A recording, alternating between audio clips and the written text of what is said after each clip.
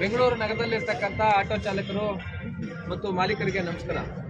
ಸ್ನೇಹಿತರೆ, ಇವತ್ತು ನಾವು ಮೊನ್ನೆನೇ ತಮಗೆಲ್ಲ ಲೈವಲ್ಲಿ ತಿಳಿಸ್ಕೊಟ್ಟಿದ್ವಿ. ಒಂದು ಸಭೆ ಮಾಡಿ ಮಾನ್ಯ ಆಯುಕ್ತರಿಗೆ, ಮಾನ್ಯ ಸಾರಿಗೆ ಸಚಿವರಿಗೆ ಮತ್ತು ಪ್ರಧಾನ ಕಾರ್ಯದರ್ಶಿಗಳಿಗೆ ನಮ್ಮ ಏನು ವಿರುದ್ಧ ಬಂದಿರತಕ್ಕಂಥ ಆದೇಶದ ವಿರುದ್ಧ ಸುಪ್ರೀಂ ಕೋರ್ಟ್ ಅಲ್ಲಿ ಒಂದು SLP ಅನ್ನ ಹಾಕಬೇಕು, ಅಂದ್ರೆ ಸ್ಪೆಷಲ್ ಲೀವ್ ಪಿಟಿಷನ್ ಅನ್ನ ಮೇಲ್ಮನವಿಯನ್ನ ಸಲ್ಲಿಸಬೇಕು ಅಂತ ಹೇಳ್ಬಿಟ್ಟು ನಾವು ಹೇಳಿದ್ವಿ.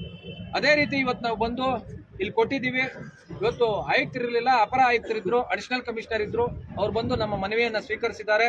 ಹಾಗೆ ನಮ್ಗೆ ಇವತ್ತು ಮಂತ್ರಿಗಳು ಕೂಡ 1:30 ಗಂಟೆಗೆ ವಿಧಾನಸೌಧದಲ್ಲಿ ಭೇಟಿ ಮಾಡ್ತೀನಿ ಅಂತ ಹೇಳಿದ್ದಾರೆ. 1:30 ಗಂಟೆಗೆ ಅಲ್ಲಿ 1:15 ಅಲ್ಲಿ ಹೋಗಿ ಮಧ್ಯಾಹ್ನ ನಾವು ಅಲ್ಲಿ ಕೂಡ ಮನವಿಯನ್ನ ಸಲ್ಲಿಸ್ತೀವಿ. ಯಾವುದೇ ಕಾರಣಕ್ಕೆ ಆಗಲಿ ಬೆಂಗಳೂರು ನಗರದಲ್ಲಿ ಎಲ್ಲೋ ಬೋರ್ಡ್ ಬೈಕ್ ಟ್ಯಾಕ್ಸಿ ಆಗಿರ್ಬೋದು ಅಥವಾ ವೈಟ್ ಬೋರ್ಡ್ ಬೈಕ್ ಟ್ಯಾಕ್ಸಿ ಆಗಿರ್ಬೋದು, ನಮ್ಮ ರಾಜ್ಯಕ್ಕೆ ನಮ್ಮದೇ ಒಂದೇ ಒತ್ತಾಯ. ಯಾವುದೇ ಕಾರಣಕ್ಕೆ ಆಗಲಿ ಬೆಂಗಳೂರು ನಗರಕ್ಕೆ ಬೈಕ್ ಟ್ಯಾಕ್ಸಿ ಬೇಡ. ಯಾವುದೇ ಕಾರಣಕ್ಕೆ ಆಗಲಿ ಇದರಲ್ಲಿ ರೂಪುರೇಷೆಗಳಾಗಲಿ ಅಥವಾ ಯಾವುದೇ ರೀತಿಯಾದಂತಹ ನೀತಿ ನಿಯಮಗಳಾಗಲಿ ಕರ್ನಾಟಕ ರಾಜ್ಯ ಸರ್ಕಾರ ಮಾಡಬಾರದು ಅನ್ನುವಂಥದ್ದು ನಮ್ಮ ಒತ್ತಾಯ.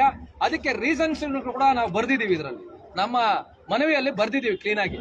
ಯಾವ ಕಾರಣಕ್ಕಾಗಿ ಇದನ್ನ ಇವತ್ತು ಇದು ಮಾಡಬಾರ್ದು, ಏನು ಈ ಬೈಕ್ ಟ್ಯಾಕ್ಸಿಗಳನ್ನ ಇದು ಮಾಡಬೇಕು ಅಂತೇಳಿ, ಏನು ನಿರ್ಬಂಧಿಸಬೇಕು ಅನ್ನೋದಕ್ಕೆ ಇಲ್ಲಿ ಯಾವ ರೀತಿಯಲ್ಲಿ ಮೋಟಾರ್ ವೆಹಿಕಲ್ ಆಕ್ಟ್ ಅಲ್ಲಿ ಇರ್ತಕ್ಕಂಥ ಕೆಲವು ಅಂಶಗಳನ್ನ ಮತ್ತು ಸುಪ್ರೀಂ ಕೋರ್ಟ್ ಕೊಟ್ಟಿರ್ತಕ್ಕಂಥ ಕೆಲವು ಅಂಶಗಳನ್ನ ಮತ್ತು ನಾವು ಸಲ್ಲಿಸಿರ್ತಕ್ಕಂಥ ಒಂದು ಆರ್ಗ್ಯುಮೆಂಟ್ಸ್ ಅನ್ನ ಗಣನೆಗೆ ತೆಗೆದುಕೊಂಡಿಲ್ಲ ನಮ್ಮ ಉಚ್ಚ ನ್ಯಾಯಾಲಯ ಅನ್ನೋದ್ರ ಬಗ್ಗೆ ಕೂಡ ಈ ಮನವಿಯಲ್ಲಿ ಕೊಟ್ಟಿದ್ದೀವಿ.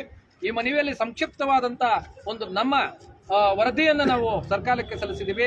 ಯಾವ್ಯಾವ ಗ್ರೌಂಡ್ಸ್ ಮೇಲೆ ಸುಪ್ರೀಂ ಕೋರ್ಟ್ ಹೋಗ್ಬೇಕು ಅನ್ನೋದನ್ನು ಕೂಡ ತಿಳಿಸಿದ್ದೀವಿ. ಸರ್ಕಾರಕ್ಕೆ ನಾವು ಒತ್ತಾಯವನ್ನು ಮಾಡ್ತಾ ಇರೋದಿಷ್ಟೇ, ದಯವಿಟ್ಟು ಸುಪ್ರೀಂ ಕೋರ್ಟ್ಗೆ SLP ಹಾಕೊಂಡು ಕರ್ನಾಟಕ ರಾಜ್ಯದಲ್ಲಿ ಏನು ಬೈಕ್ ಟ್ಯಾಕ್ಸಿಗೆ ರೂಪುರೇಷೆಗಳನ್ನ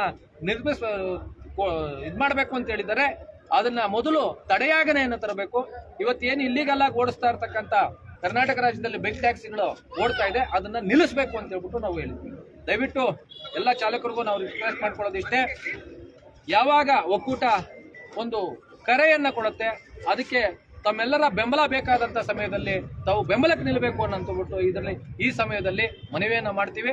ಚಾಲಕರಿಗೋಸ್ಕರ ಕರ್ನಾಟಕ ರಾಜ್ಯ ಖಾಸಗಿ ಸಾರಿಗೆ ಸಂಘಟನೆಗಳ ಹೋರಾಟ 2023ರಿಂದಾನು ನ್ಯಾಯಾಲಯದಲ್ಲಿ 23ರಲ್ಲಿ ರಸ್ತೆಯಲ್ಲಿ ಹೋರಾಟ ಮಾಡ್ಕೊಂಡು ಬಂದಿದ್ದೀವಿ. ಇನ್ನು ಮುಂದೆ ಕೂಡ ಚಾಲಕರ ಪರ ಇರುತ್ತೆ ಅಂತ ಹೇಳಲಿಕ್ಕೆ ಬಯಸ್ತೀನಿ. ನಮಸ್ಕಾರ.